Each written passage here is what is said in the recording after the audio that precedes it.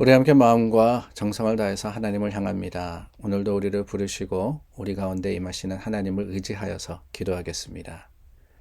참 좋으신 하나님 감사합니다. 세상이 혼란스럽고 또한 분주하는 이때 하나님께서 우리를 조용히 부르십니다. 주님의 그 음성을 듣고 하나님께로 참 믿음의 담대한 발걸음을 옮기는 우리 모두가 되게 하여 주시고 주님께서 이루시는 일들을 기대하며 오늘도 말씀으로 행하는 하나님의 백성들이 되게 하여 주시옵소서. 예수님 이름으로 기도드립니다. 아멘.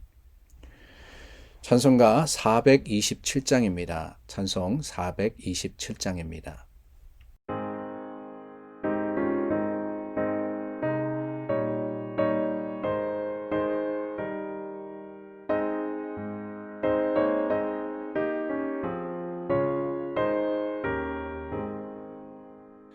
몸 가난한 사람 복이 있나니 천국이 그들의 것임이요 늘 애통하는 이 복이 있나니 그들이 위로를 받으리라. 온유한 사람은 복이 있나니 그 땅이 기업이 될 것이요 의사모하는 이 복이 있나니 그들이 배부를 것이로다. 긍휼히 여기면 복이 있나니 긍휼히 여김을 받으리라. 마음 청결한 사람 복이 있나니 그들이 하나님 볼 것이라.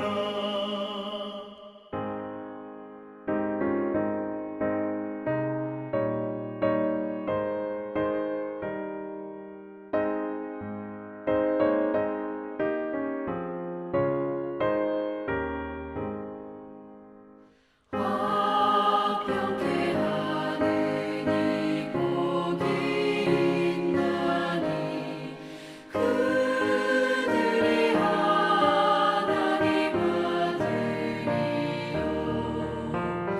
핍박을 받는 이 복이 있나니 천국이 그들의 것임이라.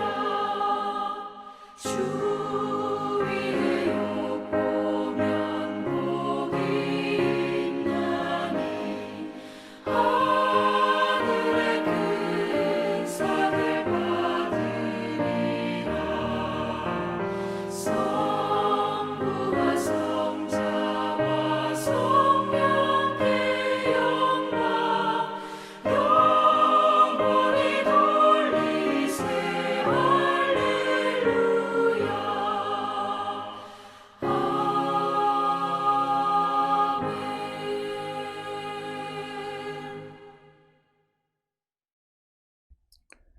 누가복음 6장 12절서부터 26절의 말씀 함께 나누겠습니다.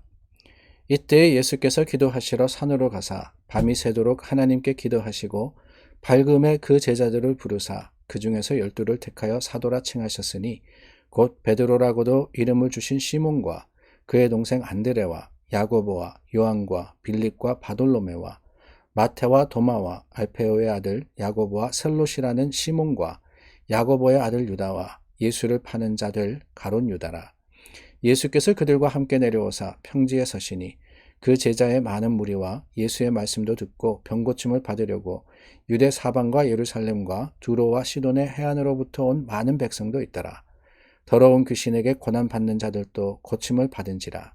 온 무리가 예수를 만지려고 힘쓰니 이는 능력이 예수께로부터 나와서 모든 사람을 낫게 함이라라. 예수께서 눈을 들어 제자들을 보시고 이르시되 너희 가난한 자는 복이 있나니 하나님의 나라가 너희 것임이요 지금 줄인 자는 복이 있나니 너희가 배부름을 얻을 것임이요 지금 우는 자는 복이 있나니 너희가 웃을 것임이요 인자로 말미암아 사람들이 너희를 미워하며 멀리하고 욕하고 너희 이름을 악하다 하여 버릴 때에는 너희에게 복이 있도다. 그날에 기뻐하고 뛰놀라. 하늘에서 너희 상이 큼이라.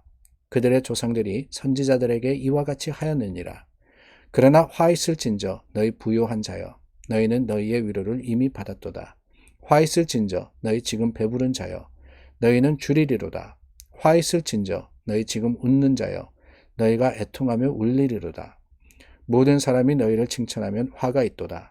그들의 조상들이 거짓 선지자들에게 이와 같이 하였느니라. 아멘. 오늘 본문 말씀에서는 몇 가지의 사건이 나옵니다. 계속해서 예수님께서 사역하시는데 병자들을 고치시고 또한 중요한 일이 기록이 되어 있죠. 예수님이 12사도를 택하셨다 하는 겁니다. 12사도를 택하셨다. 그리고 이어지는 20절 말씀서부터는 우리가 잘 알고 있는 마태복음 5장의 산상수훈과 비슷한 내용의 교훈의 말씀을 기록을 하고 있습니다. 오늘 이 말씀 중에 저는 먼저 이 12사도를 택하신 사건을 한번 살펴보기를 원합니다. 예수님께서 기도하시고 제자들을 부르셨다 그러셨어요. 예수님을 따라다녔던 많은 사람들이 있었습니다. 물론 예수님이 참 찾으시고 구하신 사람들도 있었을 거고 그 중에는 또한 예수님의 소문을 듣고 쫓아다니는 사람들도 있었을 겁니다. 근데 그 중에서 12명의 사도를 예수님께서 세우시는데 이 사람들의 모습을 보면은 먼저 우리가 기억할 것은 예수님이 그들을 부르셨다라는 거예요. 예수님이 그들을 부르셨다. 우리가 공부할 때 뭔가를 배울 때 그러지 않습니까? 학생이 교사를 보통은 선택을 해요. 그렇죠? 어느 학교에 참 이 교육 시스템이 잘 돼 있다 그러면은 그 학교를 찾아가듯이 학생들이 교사의 참 명망과 또한 소문을 듣고는 그 학교를 가기를 바라는 것, 그게 보통입니다. 그렇지 않습니까? 교회도요, 뭐 교육 시스템이 잘 돼 있다, 또 뭐 설교가 좋다, 뭐 이런 소문이 나면은 사람들이 그 교회를 택해서 가듯이 학교들도 그래요. 대학교 왜 좋은 학교 가려고 그러느냐? 거기에 좋은 가르침이 있기 때문에 가려고 그러는 거잖아요. 그런데 여러분, 오늘 말씀을 보면은요, 조금 다릅니다. 예수님께서 제자들을 택하셨어요. 예수님께서 제자를 택하셨습니다. 제자 될 사람이 스승을 택한 게 아니라 스승이 제자를 택한 것과 마찬가지입니다. 주도권이 어디 있느냐? 주님께 있다라는 거예요. 우리는 이것을 가리켜서 뭐라고 하느냐? 소명이라고 부릅니다. 소명. 하나님께서 택하시고 부르셨다라는 거예요. 하나님이 나를 자녀로, 하나님께서 나를 이 교인으로, 하나님께서 나를 제자로, 하나님께서 나를 사명자로서 부르셨다. 이 의식을 가리켜서 소명이라고 부르는데 이 소명의식이 있어야지만 우리는 믿음의 담대한 능력을 가지고 하나님을 쫓을 수 있습니다. 왜요? 다른 게 아니거든요. 우리는 간사하거든요. 어느 교회가 교육 시스템이 좋다 그래가지고 설교가 좋다 그래 쫓아갔는데 가서 마음에 안 들면 어떻게 해요? 다른 교회로 또 가는 거죠. 다른 또 좋은 교회로 가는 거예요. 그게 우리의 모습입니다. 그러나 여러분, 하나님의 사역, 하나님께서 맡겨주신 사명은 그럴 수가 없어요. 내 마음대로 하다가 아이고 힘들면은 그만해야지. 다른 거 좀 없습니까, 하나님? 다른 거 할 수 있지 않겠어요? 이게 아니라 하나님께서는 우리에게 주신 사명을 끝까지 완수하도록 우리를 부르셨고 우리를 택하셨기 때문에 우리는 그 사명 속에서 소명의식을 가지고 주님 앞에 담대하게 나아가야 되는 겁니다. 오늘 이 12명의 제자들, 12명의 제자들은 예수님께서 부르신 사람들입니다. 베드로라고 이름을 주신 시몬이라고 되어 있죠. 우리가 기억합니다. 시몬을 부르실 때 주님께서 사람을 낚는 어부가 되겠다라고 사명을 주셨지 않습니까? 15절 말씀을 보니까 마태라고 나오는데 이 마태가 누구라고요? 어제 나누었습니다. 이 레위 사람 마태, 레위 사람 마태였어요. 그 레위 사람, 그저께군요. 참 죄송합니다. 그저께 나누었죠. 레위라는 이름을 가졌던 세리가 바로 마태였습니다. 그 마태를 주님께서 보셨어요. 사람들은 세리를 보고 레위라는 사람을 보았지만은 주님은 마태를 보았기 때문에 그를 부르셔서 주님의 제자 삼으셨던 겁니다. 이 사명의식 앞에서 오늘 우리도 어떻게 해야 할까요?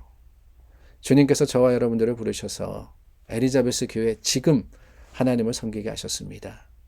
그렇다면 우리가 가지고 있는 사명의식은 주님께서 우리에게 주신 소명은 무엇입니까? 네가 원하는 대로 바라는 대로 적당하게 하다가 또한 내 필요와 내 바람에 차지 않으면 다른 교회로 가라.